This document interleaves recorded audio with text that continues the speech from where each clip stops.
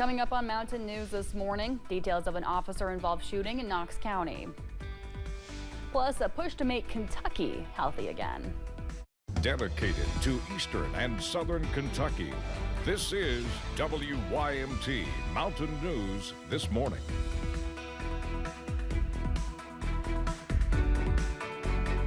Good morning. My name is Amelia Lee here with you on this Wednesday, February 26th. We're halfway through that working week and we are marching on to 6:30 this morning, which means it's time to check in with our friend meteorologist Megan Dusmall. And Megan, all we've been talking about today is those warmer temps and all of that sunshine. And something that stuck out that you said to me yesterday was, wow, I love these partly cloudy skies or partly sunny skies. So what do we have today? Today we're looking at partly cloudy skies. I know we enjoyed those sunny skies yesterday, but those clouds are moving into eastern Kentucky. We'll continue to see those increase as we're going into the day. By the time we get into the overnight hours, well, we'll start to see those clouds start to drop some rain onto the area. Here's a look at those temperatures, though, because as you mentioned, it is going to be another warm day. Now, this morning may not look too warm. We're still in the 30s for most of the area, but we do have some standout 40s. Jackson 45, Pikeville 44, and Prestonsburg and Logan at 41 degrees. And as we head into the afternoon, just as promised, looking quite warm and beautiful. Upper 60s and low 70s is what you can expect as you're heading out the door. I mean, take a look at Monticello and Williamsburg. Forecast high 73 degrees. So you're going to not need a jacket as you're heading into the afternoon hours. Here's a look at satellite and radar right now. You can just see those clouds moving in and out of the areas. It's going to be a partly cloudy day. That's what you can expect for the next couple of hours. And here's what we can look at as you're planning your day. Seeing those clouds increase and the temperatures hitting a high around 3 o'clock. Amelia.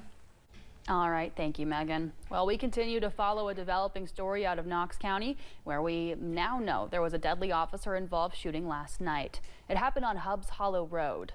WYMT's McKinley Calandrino has the latest. The Kentucky State Police have been working on an investigation after an officer-involved shooting happened Monday night in Knox County.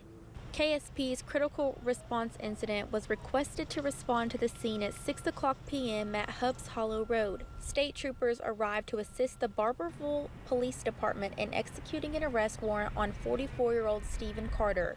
Shortly after troopers arrived on scene, Mr. Carter was located behind the home with a firearm. One trooper verbally commanded him to drop the weapon. During the encounter, the trooper fired his weapon, fatally wounding Carter. The Knox County coroner pronounced Mr. Carter dead on the scene at 7:44 p.m. This is an ongoing investigation. In Knox County, McKinley Calandrino, WYMT Mountain News.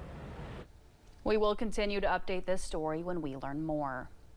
A man and a woman are facing charges following the death of a teenager in McCreary County. Deputies responded to a home in the 7,000 block of West Highway 92 about a 14-year-old being unresponsive.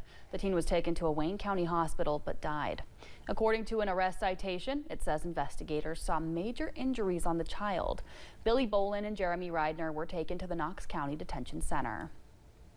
Police in Laurel County want to warn you about a scam going around. They say the caller is identifying themselves as a deputy with the Laurel County Sheriff's Office. Officials say the caller is advising folks to pay bond money regarding a legal issue and is telling people money will take care of the problem. Police say you should never give out personal information or send money. 3 people were arrested after they reportedly took mining equipment in Harlan County. Police were patrolling the Bledsoe area on Sunday. When they made contact with the suspects at the mine site, they saw an industrial hydraulic jack belonging to a mining company in the back of a truck. Nelson Brock told police he placed the jack as well as other items in the truck. Stacy Brock and Doug North admitted to taking items as well. First responders in Louisville responded to a suspected gas leak yesterday. It happened near 5th Street and Jefferson Street. Several buildings, including Metro Hall, were evacuated. Louisville Mayor Craig Greenberg says crews were working to determine where exactly the gas leak came from. A level 2 hazmat situation was declared as a result. Folks were asked to avoid the area while crews looked into this issue. Educators and state leaders gathered at the Capitol to celebrate National Public Schools Week. It was a celebration of schools as the cornerstone of local communities. The Kentucky Association of School Administrators, Teachers, and Legislators say it's important to recognize public schools and the dedication people behind their success. Lieutenant Governor Jacqueline Coleman says it's also important to continue to fight for things like raises for teachers. Every school employee is deserving of the same type of respect in their profession as well. Folks at the event say they hope people will take the time during National Public Schools Week to thank an educator or staff member at one of their local schools. Attempts to funnel state funding away from public schools was a big topic in Kentucky's latest election cycle. Amendment 2 would have some allowed taxpayer dollars to potentially go to private schools. The noes on that amendment won by more than 500,000 votes. But just last month, President Donald Trump signed an executive order for what he calls school choice. It called for the Department of Education to issue guidance on using federal funding to support scholarships for grade school students.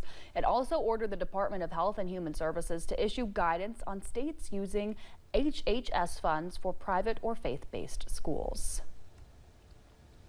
A resolution that would establish a Make America Healthy Again Kentucky task force is now headed to the full Senate for consideration. It's sponsored by Shelley Funk, who wants to integrate principles of the Trump administration's Make America Healthy Again movement in Kentucky. The task force wants to promote preventative therapies and alternative treatments, hoping to address the root cause of long-term illnesses.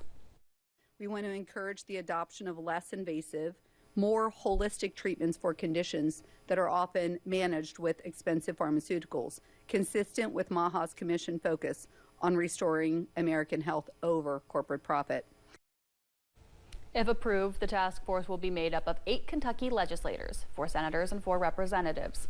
6 of them will be from the majority party. The other 2 will represent the minority party. A split vote on a bill that seeks to prohibit retail pet shops from selling dogs or cats. That's unless the animal was obtained from an animal shelter or qualified breeder. Known as Senate Bill 122, sponsored Senator Jason Howell said the difference would be that the bill would aim to not impact independent businesses who would follow the regulations of the bill. Those voting in favor say there is a need to prioritize animal safety. As a small business owner, I understand what it's like to sign a lease or get a mortgage, invest in a lot of capital, and I can't imagine someone that's operating in the same space as me being irresponsible, resulting in the loss of my ability to operate my small business. Those voting against the bill said they would like to see more clarification on local authority and implementation of consequences.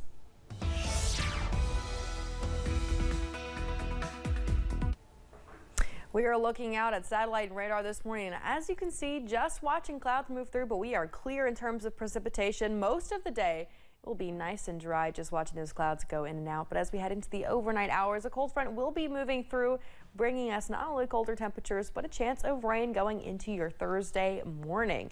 Here's a look at those temperatures, though, because it's not too bad. We're mostly looking in the 30s, but as you travel more towards the north central portions of our region, we're seeing 40s. 45 degrees for Jackson, 44 for Pikeville, and 41 for Prestonsburg and Logan. And as we go into the afternoon, everyone will be warming up to some very pleasant weather. We're talking upper 60s and low 70s for the day, even seeing 73 as you're traveling towards Williamsburg and Monticello. We'll be looking at the mid to upper 60s as you're traveling more towards our Virginia counties today.